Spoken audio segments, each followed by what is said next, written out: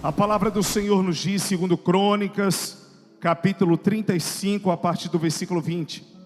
Depois de tudo isso, havendo Josias já preparado a casa, subiu Neco, rei do Egito, para guerrear contra os Carquemins, junto ao Eufrates, e Josias lhe saiu ao encontro.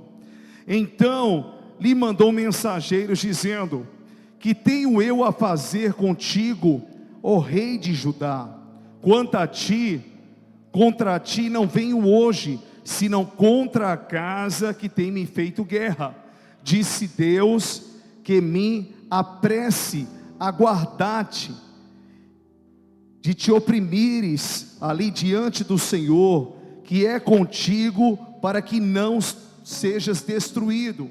Porém Josias não virou dele o rosto, antes se disfarçou para pelejar contra ele, e não deu ouvidos às palavras de Neco, que saíram da boca de Deus. Antes veio pelejar no vale de Megido.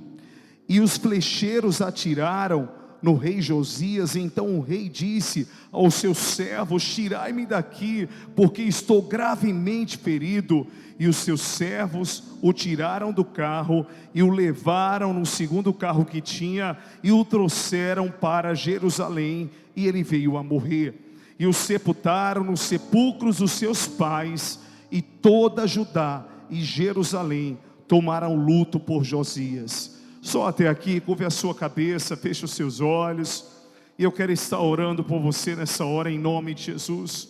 Meu Deus, muito obrigado, Pai, porque o Senhor é aquele que nos trouxe aqui nesta noite. E eu creio, Deus, que a Tua palavra, ela tem um poder de penetrar nos corações, Pai, e trazer à existência as coisas que não existem. Que o Teu Espírito possa estar bradando e falando como só o Senhor pode fazer e falar. Que eu e o Fernandinho sejamos instrumentos em Tuas mãos, para que o Teu nome seja glorificado. E o que importa é que venhamos a diminuir para que o Senhor cresça. Queremos, Senhor, que nada mais a não ser o Teu trono de glória seja estabelecido em nós e através de nós, em nome de Jesus. Se você crê que o Senhor está aqui, aplauda lindamente o seu nome. Aleluia, glória a Deus. Eu queria que você repetisse assim comigo. Diga: existem livramentos que Deus quer me dar, mas que infelizmente eu não quero vivê-los. É forte isso aí.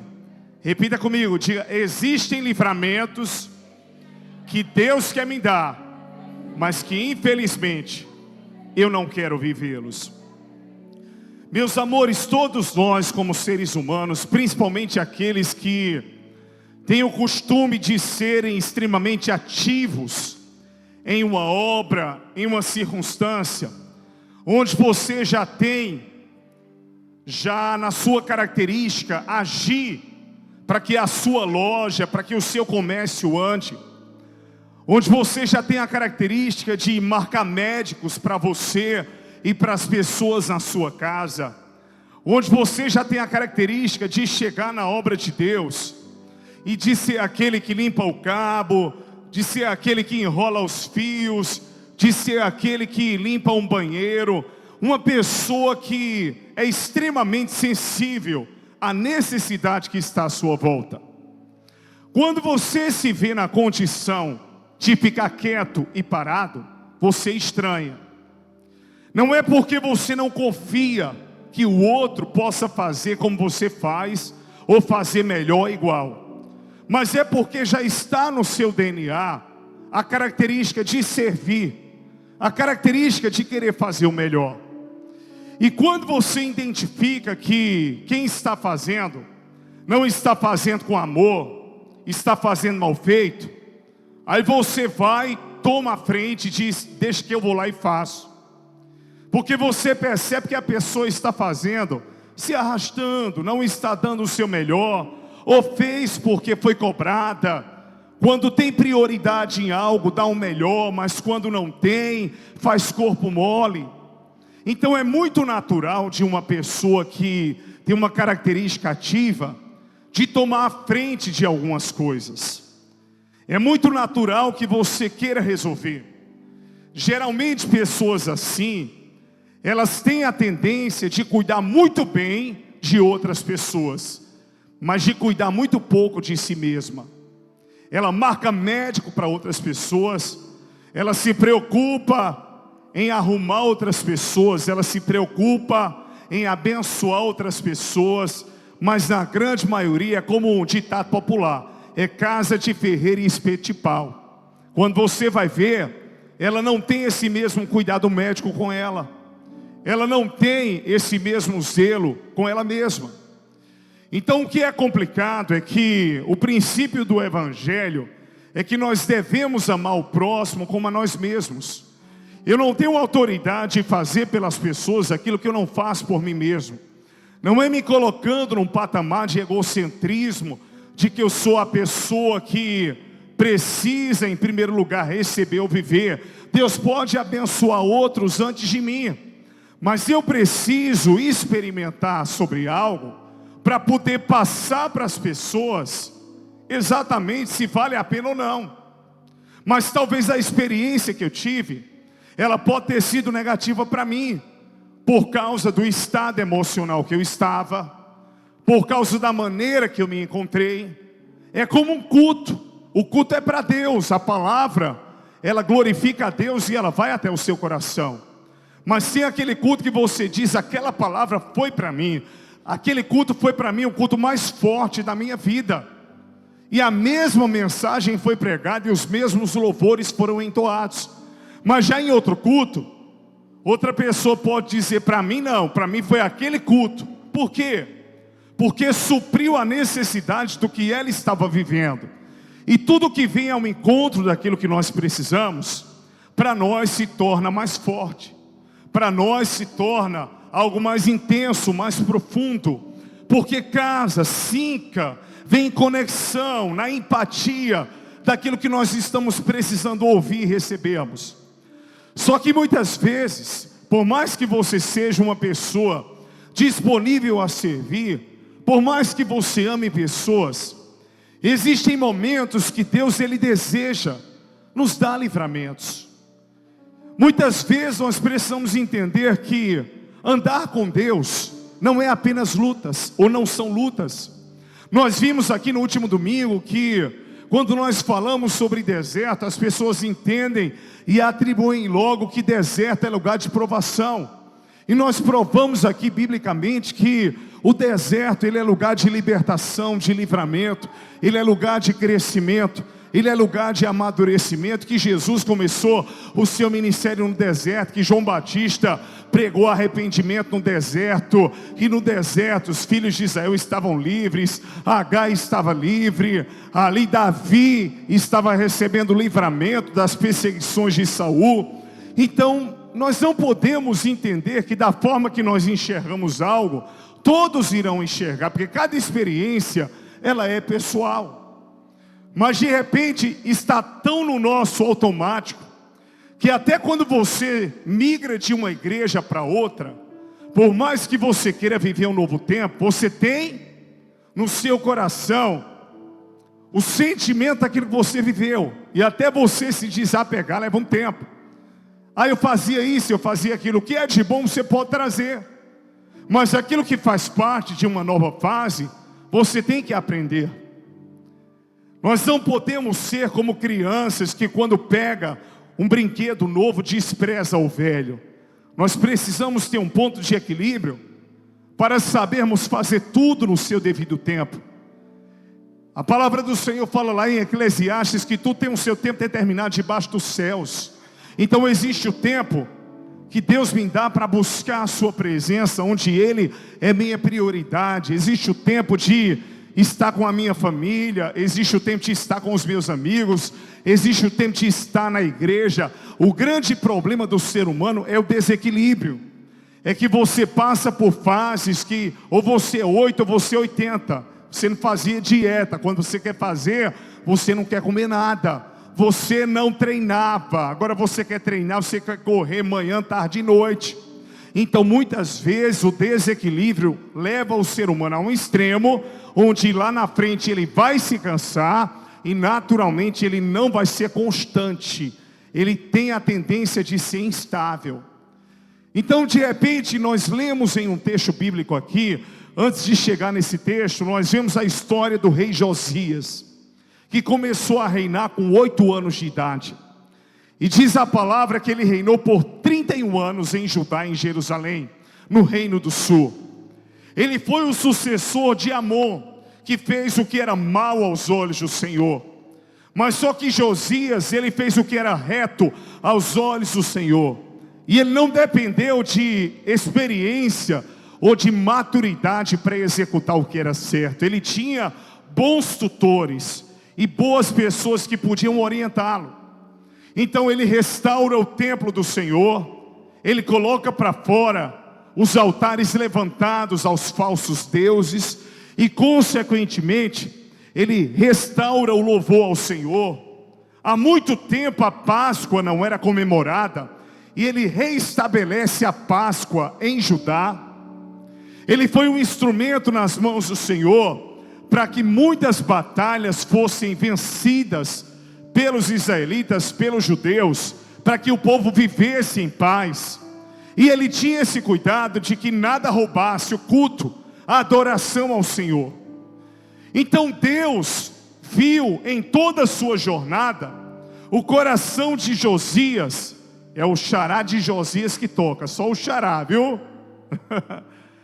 Então Deus viu em todo o tempo que ele tinha um coração rendido e que ele precisava ser protegido, porque reis como ele eram raros. Reis que temiam a Deus, reis que faziam aquilo que estava no coração de Deus. Em um dado momento, o Egito sempre se levantou contra os moradores de Judá. Mas Deus, ele era tão cauteloso com a vida de Josias, em virtude da sua trajetória, de tudo aquilo que ele lutou até então, que ele tinha uma característica nele muito peculiar. Ele não apenas lutava as suas próprias guerras e batalhas, ele também guerreava em favor dos seus amigos, parentes e cidades circunvizinhas. Então, consequentemente, para ele, Fernandinho, a paz das pessoas se tornou a sua paz também. O bem-estar das pessoas se tornou também o seu bem-estar.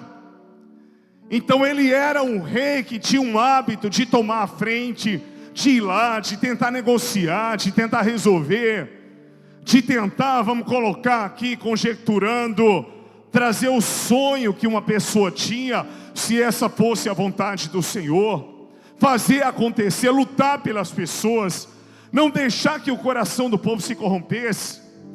Mas é interessante que certa vez o rei do Egito, chamado Neco, ele se levantou para lutar contra os carquemitas, ou carmitas, ou carmins. Você vai ver 3 expressões. E é interessante que naquele momento, aquelas pessoas não faziam parte da tribo de Judá, nem tampouco dos filhos de Israel, mas faziam parte de um povo estrangeiro que ameaçava o Egito. Naquele momento que Neco se levanta, a primeira pessoa que vem ao encontro de Neco é Josias.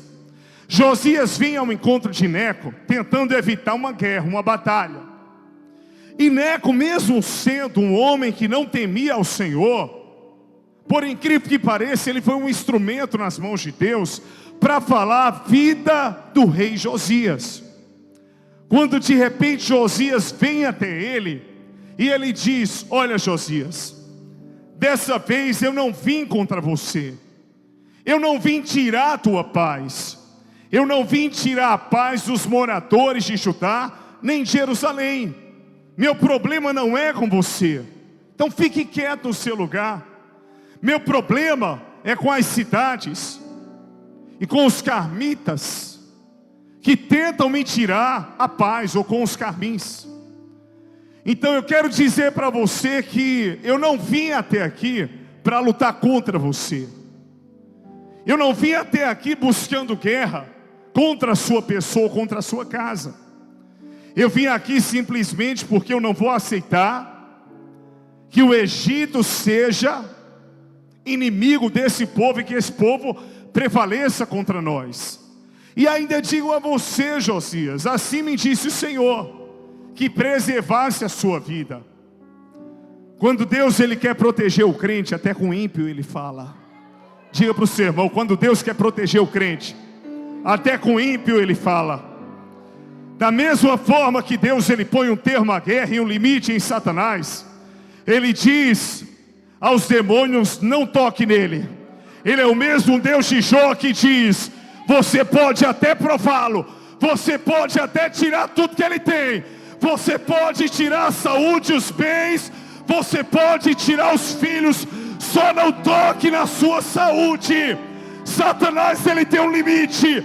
Nós somos a menina dos olhos de Deus, e aquele que é do Senhor, o maligno não lhe toca sem que Deus permita. Se você crê que você é essa pessoa, diga aleluia. Quando Deus quer e manda, Ele dá ordem ao ímpio para abençoar o justo. Se você crê, como está escrito lá em Isaías, e é chegado o tempo onde Deus dará o leite e o mel da terra na boca do justo. Se você faz parte dessa geração, joga a mão para o alto, diga aleluia, e aplauda lindamente ao Rei da Glória.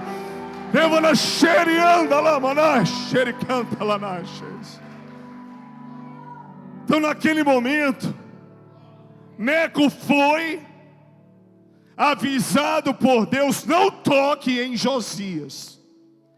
Diga a Josias que a sua peleja não tem nada a ver com ele. Que ele volte para Jerusalém, que ele volte para o lugar dele. Que o problema não é com ele. Só que muitas vezes nós subestimamos. E achamos que porque até aqui Deus sempre nos usou para resolvermos problemas, nos sentimos responsáveis pelo mundo, pelo Brasil. Nos sentimos responsáveis por cada membro e por cada igreja. Temos uma responsabilidade sim de cuidarmos de pessoas, de mostrarmos o caminho a pessoas. Mas a mesma responsabilidade que nós temos é a mesma que Jesus estabeleceu como uma condicional para os discípulos. Quem quiser vir após mim. Quem quiser vir. Quem quiser. Você tem a opção também de não querer. Mas quem quiser vir após mim, negue-se a si mesmo, tome consigo a sua cruz e siga-me. Então existem livramentos que Deus está nos dando, para não vermos algumas coisas que vão nos ferir, para não mexermos em problemas que já foram resolvidos, para não trazermos à tona defuntos que já foram sepultados, para não criarmos guerras que não são conosco. E muitas vezes você vê um tratamento de Deus com alguém, e a maior guerra que você pode enfrentar é no mundo espiritual, orando pela pessoa e requerendo a vida dela. Mas você não pode, mais uma vez, entrar naquele combate.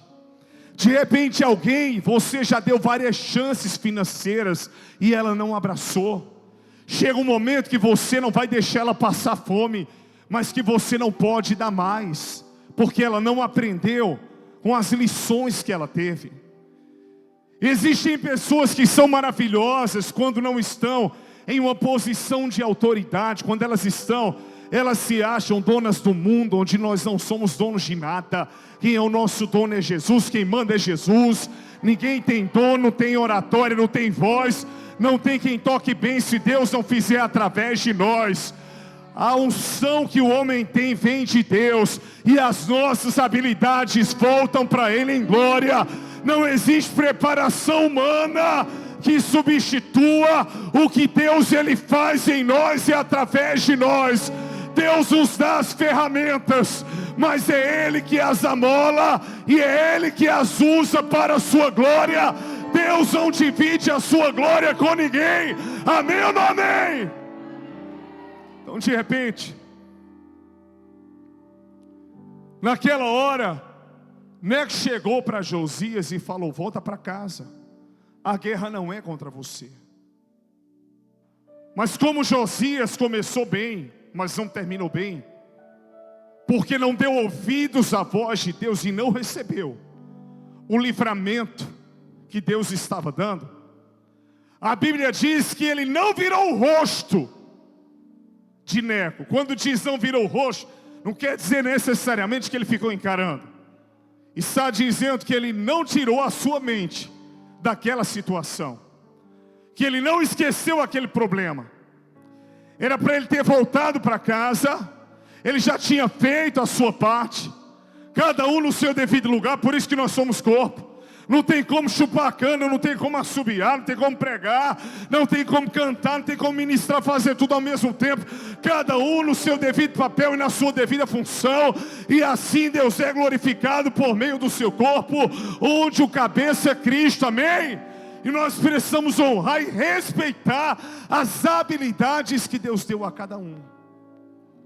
Então de repente, por mais que Neco falasse: eu não tenho nada contra você, volte para casa, e Deus ainda diz que te livrasse, que não trouxesse opressão sobre você.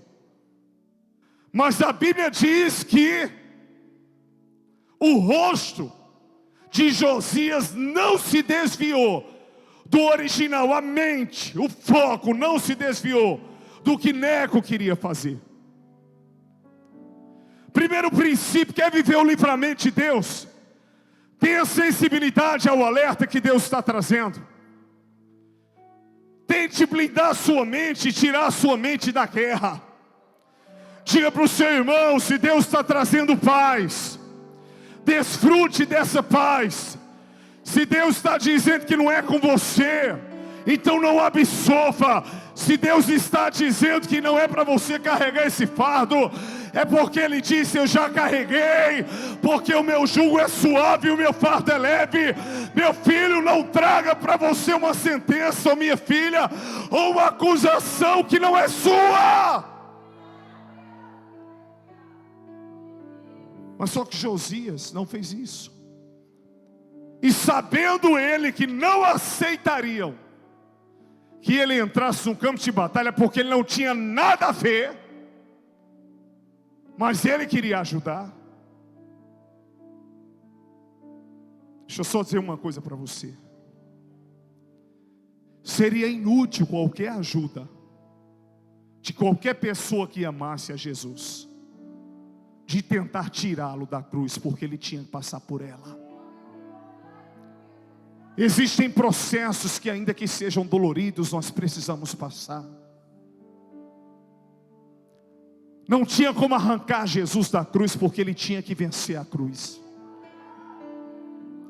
Do mesmo jeito como existem guerras que precisam acontecer para ensinar o que Deus ele deseja fazer através de tudo aquilo. Onde Ele quer nos conduzir? Por que a sua permissividade?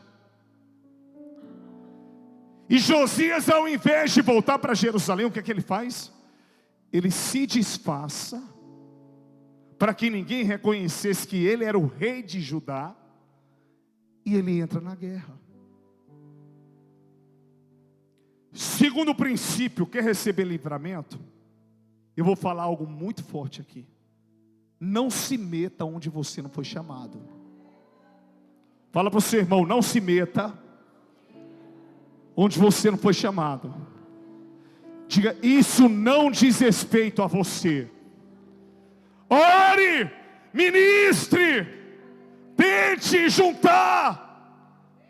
Mas se aquela guerra não é contra você, eu não vou estar sendo isento. Vai não. Você está orando, você está lutando, você está obedecendo a ordem de Deus, porque há tempo de plantar, mas há tempo também de derrubar o que se plantou. Há tempo de plantar, mas há tempo de arrancar. E nós precisamos entender que quando Deus ele traz uma ordem, é porque Ele está tendo zelo pela nossa vida. Nós estamos concentrados no presente, no que é visível, mas Deus está vendo o futuro. Ele se disfarçou. E muitas vezes nos disfarçamos de uma personalidade que não é a nossa, para tentarmos ajudar em uma circunstância, onde no final de tudo aquilo nós seremos prejudicados. Porque a única coisa que Deus disse foi: volte para Jerusalém, ore. O que Deus queria dele, Ele fez. Foi restabelecer o culto, foi restabelecer a Páscoa. Se você for ler o capítulo 25, você vai ver que nunca mais tinha acontecido uma Páscoa como a que Josias estabeleceu novamente. Por mais que você ame pessoas, por mais que você compre a causa delas, Neco só se levantou contra os carmitas exatamente porque eles estavam se levantando contra o Egito. As pessoas precisam entender que nós pertencemos ao príncipe da paz. Não adianta você querer aquietar um coração que não quer sair da guerra, quer viver em guerra, é intrigar de todo mundo, tem tudo contra todos, é opinioso e na sua opinião continua até o fim. Um coração orgulhoso, onde Deus resiste ao soberbo, mas Ele dá graça ao humilde. E não adianta, você tem que deixar Deus ensinar, porque você já aconselhou, você já mostrou as mudanças, você já esclareceu, você já instruiu, mas a pessoa ela não quer. Então se os carmitas querem brigar, deixa eles brigarem. Aí Neco se levantou, ele disse: eu não tenho nada contra você, eu tenho algo contra quem tem contra o meu povo. Mas aí Josias não voltou para casa, ele se disfarçou. E achando que era um dos carmitas, o exército do Egito machucou e deu flechadas no rei Josias, até feri-lo gravemente. Diga assim para o seu irmão, o último princípio, fala para ele. Diga: Deus está te livrando de uma guerra. Diga: não entre nela, não entre nela. A sua luta não é contra carne ou sangue, mas contra principados e potestades. Não ouse falar de um ungido de Deus, de uma ungida, de um irmão, de uma irmã. Não é por merecimento, é por princípio. Abençoe, fale bem, trate bem, haja conforme a palavra, mesmo que você não tenha isso em troca. Aqui não é uma questão de uma via de mão dupla, é uma questão de princípio bíblico. E quem quiser viver como Jesus viveu, tem que andar como Ele andou. Então de repente, ele levou flechadas, todo o povo o amava, e o levaram de volta para Jerusalém, para o lugar onde ele deveria estar. Deus quer dar livramento, só que muitas vezes nós não queremos aceitá-los, porque o nosso coração persiste na nossa própria vontade. Ele voltou para Jerusalém, mas voltou ferido. Ele voltou para Jerusalém, mas voltou quando não tinha mais chance. Ele voltou para Jerusalém, mas voltou quando estava sangrando, já morrendo. Não deixe que as circunstâncias cheguem no seu extremo máximo. Não veja o fôlego de vida que Deus te deu indo embora. Josias era tão amado em Judá, é tanto que todos choraram quando ele morreu, todos entraram em luto quando ele morreu. Tem tanta gente que te ama, Esse é o último princípio. Receba livramento de Deus, porque você tem tanto a viver nessa terra. Deus tem tanto a fazer em você e através de você. Tem tanta gente que te ama, tem tanta gente que quer te ver vivo, tem tanta gente que quer te ver lutando, tem tanta gente que vai fazer da tua vitória a vitória dele e dela. Então, em nome de Jesus, lute pela sua sobrevivência. Tem um marido, tem uma esposa, tem uma mãe, tem um pai, tem um irmão, tem uma igreja, tem uma cidade, tem um mundo que quer ser alcançado por Deus através de você. Se preserve em nome de Jesus. Não acabe com você mesmo. Deus está te dando livramento. Estou falando isso com o profeta de Deus. Eu sinto a minha boca ferver e o meu corpo também, porque este é um decreto de Deus. Poupe a sua vida. O que eu podia fazer eu fiz, diz o Senhor, foi te alertar. Não se desfaça. Você ia entrar num buraco se Deus não falasse com você hoje. Você ia tomar uma decisão nos próximos dias que ia colocar tudo a perder. Mas Deus colocou um break em você hoje, dizendo: fique quieto. Fique quieto, porque tem gente que te quer vivo. Você não pode morrer agora não. Se você morrer é porque foi responsabilidade sua. Eu tentei te livrar, eu tentei te avisar, eu tentei te alertar, eu tentei te comunicar que o caminho da paz era o melhor. Você foi tentar resolver, se disfarçar. Isso não cabia a você. Você pode entender isso? Pega na mão da pessoa que está do seu lado e fala assim pro seu irmão: diga, você é tão precioso que você não pode morrer agora. E quando eu falo de morte, olha para mim, não só estou falando de morte natural. Eu falo da morte daquele homem de Deus, daquela mulher de Deus. Eu falo da morte daquela pessoa cheia de alegria. Eu falo da morte daquela pessoa que tinha esperança, daquela pessoa que sabia quem era em Deus e quem era Deus através dela.